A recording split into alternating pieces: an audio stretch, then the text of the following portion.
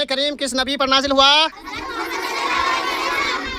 हम सब किस नबी के उम्मत हैं? आखिरी नबी का नाम क्या है? आसमानी कितनी किताबें हैं? और कुरान करीम में कितने सजदे हैं? कितने सजदे हैं? 14 हैं। कुरान करीम में कितने सजदे हैं? और सूरतें कितनी हैं? 114 है। सूरत कितनी है कुरान करीम में? हाँ, तो फर्स्ट टाइम क्या है? कुरान करीम किस नबी पर नाजिल हुआ?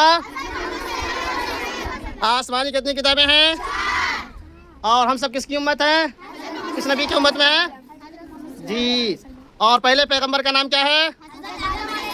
दुनिया का सबसे पुराना मजहब कौन है? जी, हम सब किस मजहब के मानने वाले हैं? समझ गए? चलिए, इस्लाम का मानने वाला है तो सब लोग क्या कीजिएगा, आज राना के लिए दुआ कीजिएगा, इसलिए कि राना हिफ्ज़ शुरू कर रही है। इस हिफ्ज़ पाक से अल्लाह तबारक व तआला इसकी बरकत से